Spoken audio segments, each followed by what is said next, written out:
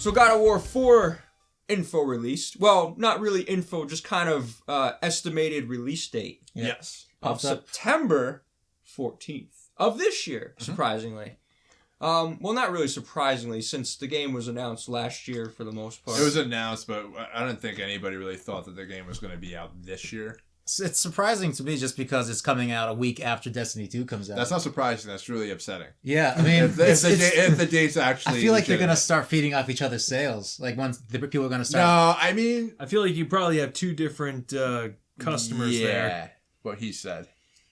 Well, actually, from what we've seen of the game, it's because what we're used to with God of War is you have the kind of just like beat 'em up, hack and slash sort of thing, but in an awesome brutal massacre. Brutal massacre, and then, giant enemy monsters and gods. And this one kind of brings it back a little bit into more of a story-esque. I was gonna say sort of like a Last of Us sort of thing, but without the guns. No, that's what a lot of people compare it to, and that's kind of what's becoming of a lot of the PlayStation exclusive IPs. Is that they're kind of starting to all get this type of tone, this type of gameplay, the kind of like the seriousness. A lot of these studios have matured over the time that they've been developing games, and I think you're seeing that with God of War 4. Yeah. The Kratos isn't a very well-liked character on any standard. I think everybody loved him when he was on PS2 because he was just destroying everything, killing everything, did not care about anything. He's going to take any god with him because you went and pretty much had him kill his family. Yes. So they tricked him. What this game looks like is going to be there's going to be Sony Santa Monica pretty much trying to redeem the character, and you're seeing that with him trying to be patient with this boy or with his son. Right. His patience, him getting angry and then calming down right away, trying to teach him with the ways of the world. The interesting part about this, and we all looked at the gameplay, and we've all seen the gameplay of what's out now. It was powerful. Very powerful. It was powerful. Very powerful. It was good. Very serious. If you guys haven't seen it yet, go check it out. But you're kind of seeing where they're kind of heading with it. Everybody knows that's going to be pretty much based in Norse mythology. So you have the different gods like Odin, potentially Thor, whatever mythical beasts that were part of that time period or mythos. You have dragons that were flying overhead. Mm-hmm. So it can go in a lot of really cool places. I am stoked for this game. And that's just being and I'm totally down with where they're heading with it. I loved I played all the God of War games, even the ones on the PSP, and even Ascension.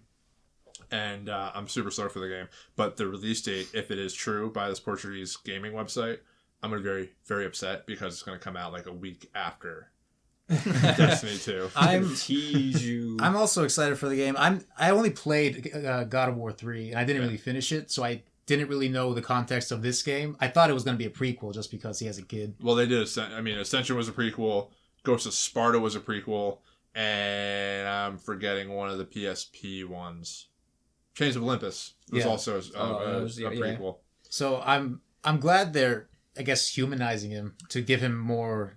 That's exactly what I saw in that video. Yeah, just to make you care about him more. Because pretty much all the other old games are just him shouting. Yeah. Calliope! And that, in a way, that's... Ares! He's just very angry. Very angry. Man. In a way, that has its own charm.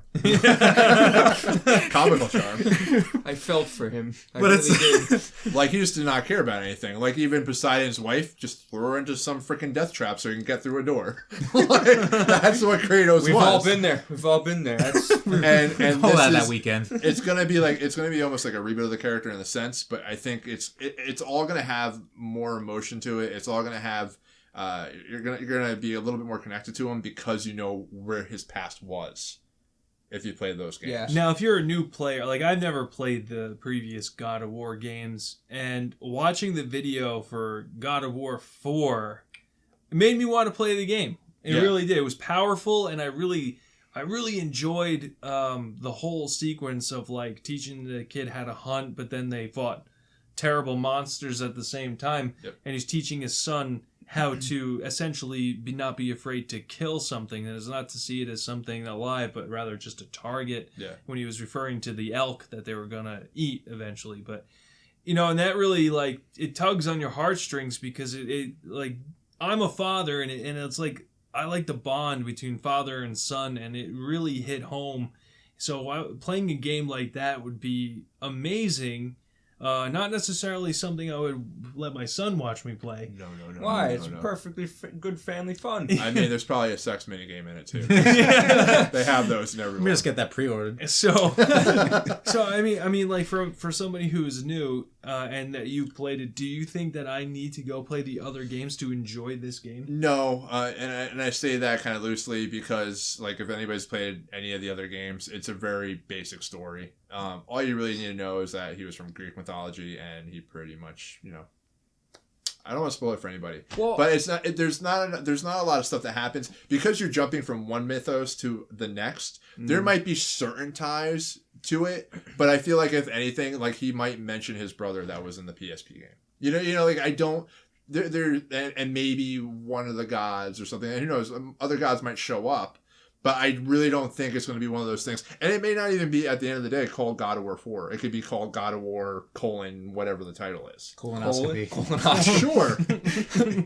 Colon cleanser. But, no, I think this is going to be very approachable to anybody. And I think that's what they're going to go for. Because they knew what the God of War series was. And they knew how, I don't want to say basic it was, from a story development standard or character development standard, but I think they're going to really take a shot at this, and they're going to make it a lot more approachable and a lot more welcoming to new players. Yeah.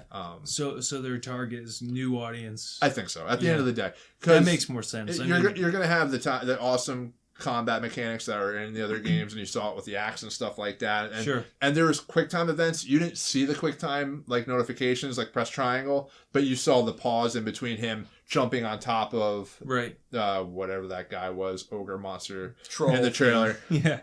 So you're nice fella. They pretty much took the overhead display off, but it is something that it's still going to be a game. It's still going to have like those awesome game mechanics, and you're still going to have like probably a lot of the QuickTime events, but it's going to be very much grounded in this probably this personal story that you're going to find out what's going on with Kratos now, his son, what happened to his wife or the boy's mother, right? So I feel like it's right that they, when it's been a while since the last one, and I think they want to go in this direction because there's so many hack and slashes out there that do things right. Yeah. That there was no need for another sort of the same style. And I mean, looking at this, the game series grew up with us because God of War first came out, and we were at the age where it's like it's awesome to just hack and slash and kill everything, and then that progressed, and then now you're finally, like you said, you have a child. Yeah. You have 2 kids, actually. I do. Carmine, you have a kid. Yep. Something that touches upon the gamers that played the original games now probably have a family of their own, so it kind of like follows the gamers. And me and Chris being fathers might have more of an emotional draw to that game. Because that element's in it. Yes. And we might feel differently about how the story unfolds or different interactions that the boy has with Kratos. And we don't know if he's going to be there the entire time. He could very well be like an Ellie in Last of Us. So, but anything, and this is where the gap is slowly just becoming wider when you look at the studios that Microsoft has and where the studios are doing that Sony has. And the studios that are doing what Sony has, the studios that Sony own, they have grown up with the gamers. Right. You know what I mean? You look at what Santa Monica's doing with God of War now. You look at what Naughty Dog's doing with Uncharted and now Last of Us. You look at what Guerrilla Games is doing with Killzone and now this giant leap forward into what they did with Horizon Zero Dawn. They're growing up. They are trying different things, and Sony is allowing them to create and remold these franchises to keep them fresh and keep the new audiences coming back. And it's just not happening with the Halos and Gears of War. Right. Yeah. And Halo 4 was great. I thought from a story, probably the best story that they did was Halo 4 was the best story that they've done with a Halo game. I feel like when they showed the characteristics and the emotions tied between Cortana and Master Chief, and they just moved away from that in the 5th one. But that to me is the reason why Sony is starting to gain that big gap, and they're becoming leaps and bounds ahead of what Microsoft is doing. Their storyboard is definitely better. Yeah. They're more mature, I think, and I believe that the 2 studios are now miles apart.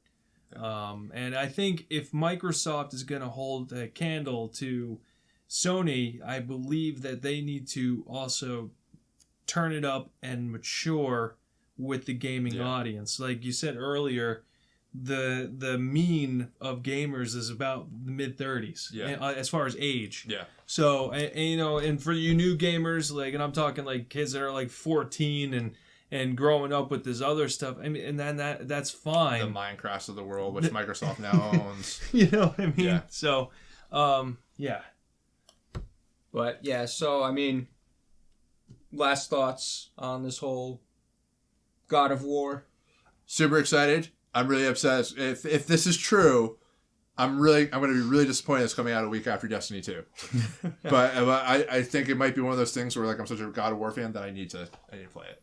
And then move back. I'm glad that this was taking a more story-centric approach, just because I'm not too familiar with the past games. Yeah. So I can just go into kind this of one dive in a new saga and get emotionally connected with Kratos and his spawn. Yeah, I mean, I'm excited for the story element. I kind of hope it's sort of I always think of like Metal Gear Solid, where you grew up like kind of just like the Solid Snake, and then it goes back to the Naked Snake, and then when it comes back to the fourth one, like the stories kind of tie up and like in a really awesome way, I thought personally. So I kind of look at that, where it's going to look at his past and then kind of now look into his present and future. Mm-hmm. So I think it's going to be pretty awesome, and I'm looking forward to it. So, but guys, what do you think of God of War 4? And let us know about your past experience with the franchise down in the comments. And thank you for listening and watching. Please like and subscribe, guys. If you haven't already done so. And comment and like. And also subscribe. Carmine, you get to say something now. Yay. Alright, guys. I'm John for Cartridge Blast Gamers. I'm Jonah. Thanks for watching. Thanks for listening. I'm Jonah. And I'm Chris. I'm Carmine. Stay awesome, guys. We'll catch you next time. Peace.